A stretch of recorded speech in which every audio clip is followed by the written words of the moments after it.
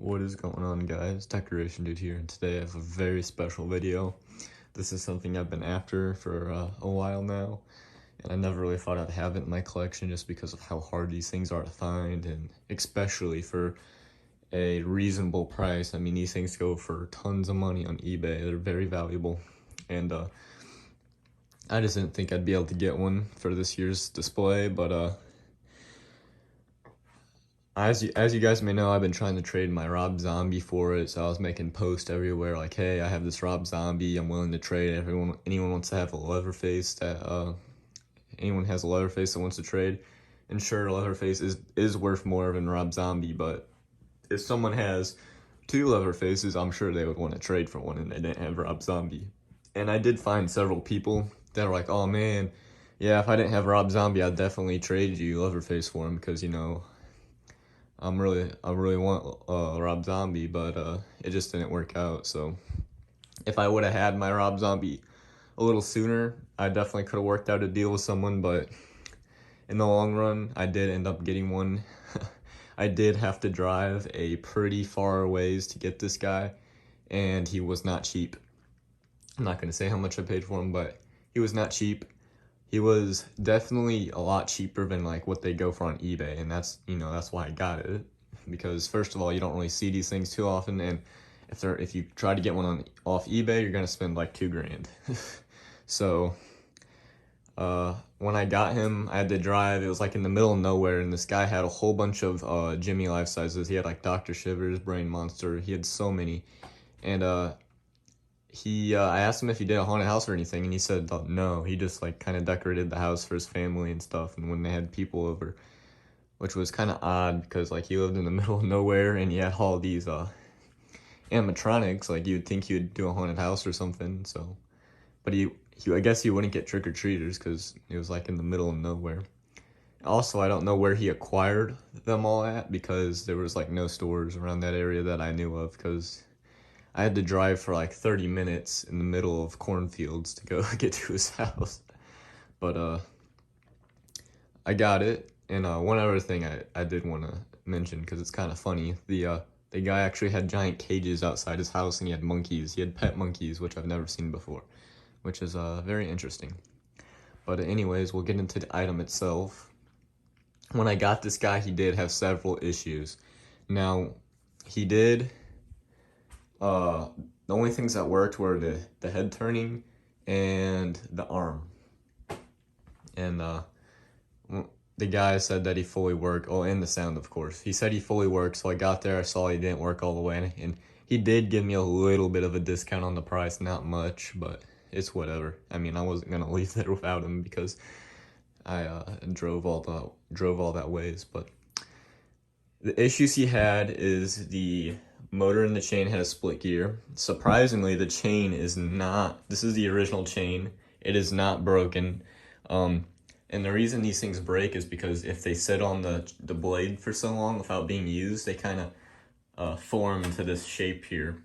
And then when you use them again, there's like there's spots in the blade where it's kind of bent. I don't see any on here, but well, on this part of the blade, but there is on this blade. It's kind of bent out of shape a little bit, and that's what causes it to snap over time. Or if you just keep it in like a really hot environment, then that can cause them to snap as well. But surprisingly, original chain it has not snapped, and thankfully, because to get a new one of these, a chainsaw off eBay is going to run you about $100. So luckily I did not have to buy that. But he did need a lot of work. So the head turning mechanism, I said it worked, but it had a split gear. Well, it was starting to split, so I replaced that.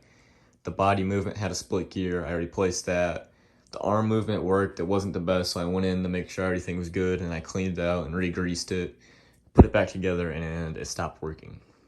So I took it apart again, cleaned out the motor with WD-40. It was working again, and then a couple days later, it stopped working. So I just ended up replacing the arm motor completely. I used my beheaded bride for a motor. I actually have 3 of those at the moment, so I used my beheaded bride body motor for that. I do plan on going back eventually and fixing my beheaded bride whenever I get time. But so yeah, that fixed the arm, chainsaw was working, audio was working, head was working, and the two hardest parts were definitely the body, because I did replace the split gear and I put it back together. But then the motor, it would work if you didn't have the chainsaw on there. But if you put the chainsaw on there, it just wasn't strong enough to turn them. And I tried cleaning it, put it back together, it didn't work. So I took it apart even more, and I ended up losing one of the little magnets that goes onto the upper part of the shaft. So I'm just like, you know what, screw it. I'm just gonna use a different motor. So I actually have 3 beheaded brides at the moment. I used another one of their beheaded bride motors in his body. So that fixed the body, and that was kind of a process because I had to transfer all the diodes and everything. And I want to give a shout out to Triple M Halloween, because he kind of helped me out with this. I probably wouldn't have figured out that whole motor thing if it wasn't for him. I wouldn't have figured it out as fast. It would have taken me forever probably. But he told me to use longer screws when you use the beheaded bride motor in the Leatherface's body. And if you don't, the motor won't stay in. So thank you for that. Because I was already pretty frustrated, and it would have taken me a lot more time to try to figure all that out. But body works now, and that just leaves the eyes and the head. So when I got him, the head was like pointing like down. It was like looking at the floor, because if you guys don't know, this plastic right here, it just melts so easily when exposed to heat. So I used a heat gun and tried to form it back to the best of my ability. I mean, it could be up a little more, but I'm not gonna mess with it because it started cracking a little bit in some spots. So I'm just gonna leave it like this. He's definitely a lot better than he was before. But I mean, it is what it is. And you know, I used hot glue to kind of glue the bottom of it back on, because if I ever have to take that back off, I don't want it to be like really glued on there with good glue. And the hot glue holds it well. But the original owner actually got in the head. Well, the guy I got it from bought it from someone else. So the original owner actually did work on this guy, and he used really strong glue on the base here, and it was a pain to get off. But I got it off. And then the eyes had a split gear. And this was definitely the hardest part, because these eyes were glued in so well. I could not get them out. It took me probably an hour and a half of using a heat gun and pulling, using a heat gun and pulling. And I actually used a small screwdriver to unscrew the mechanism. And I needed to get the eyes out because they wouldn't move because they were so glued in there. And that, I guess that's what originally caused the gear to split. But I finally got them out. I replaced the gear. I used a little bit of glue to glue it back in, because if I ever have to take them out, I don't want to have to deal with all that again. So it doesn't have that much glue on holding him on. So I ended up stuffing his head with some brown paper just to help hold those eyes in place. So hopefully I don't ever have to deal with opening up this guy's head again, but if I do, it shouldn't be too hard. Now, the speaker for this guy is actually in the chainsaw, which I did not know. It's pretty interesting. And it's not the best quality audio at all, and it's not that loud. So I do have an external speaker hooked up right there. It's not the best external speaker, but by far it's definitely louder and better than the speaker in the chainsaw. But I'm sorry I've been rambling on about him for so long. He's just a very unique piece, very cool. He's definitely the most realistic, life-size Gemmy has ever made. I mean, it's just terrifying looking. And they did a really good job on this guy. I mean, just look at the face. And if I didn't mention already, this is the 2006 model sold in stores at Spirit Halloween and Spencer's, I believe. You can see it has the fuzzy eyebrows, so that's how you can tell. And in my opinion, this is like a perfect looking Leatherface cosmetic-wise. I mean, his hair just looks very good. All the blood looks very good. And a lot of times you'll see these things and they just look a little off. There's one on eBay right now, and it just looks a little weird. I mean, the arm is snapped, and that kind of contributes to it, but his hair is, like, all flattened down and stuff, so it just looks weird. But this one, to me, in my opinion, it looks very good. So, anyways, I'm going to stop talking about them, and I'll go ahead and activate them so you guys can see this awesome prop in action.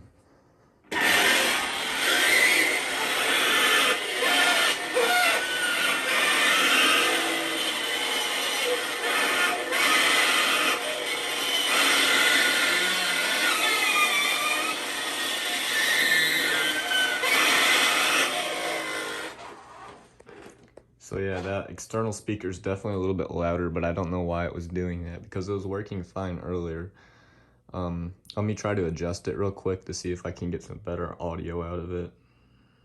Alrighty guys, so I'm back, and I think I did get it to, I just kind of turned the jack a little bit and it sounded a little better, so we'll go ahead and try it out.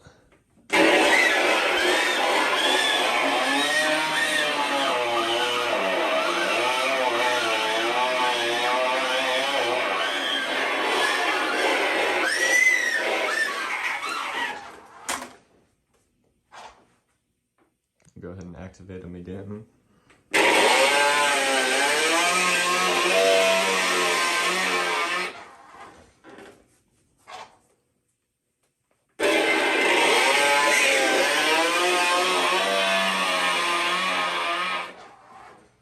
And he does have a couple of really short activations, which is weird.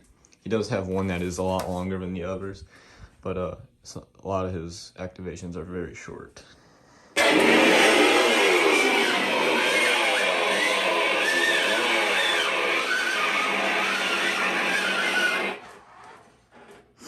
Alright, I'll activate him one more time.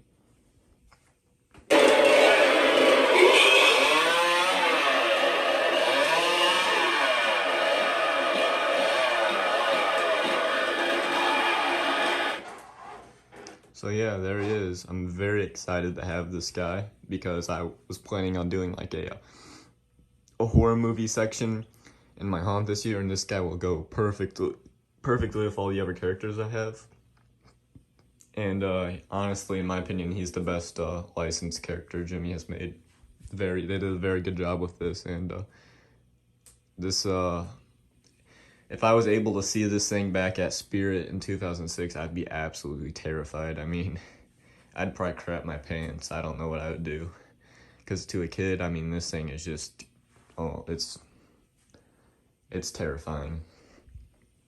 But yeah, there he is.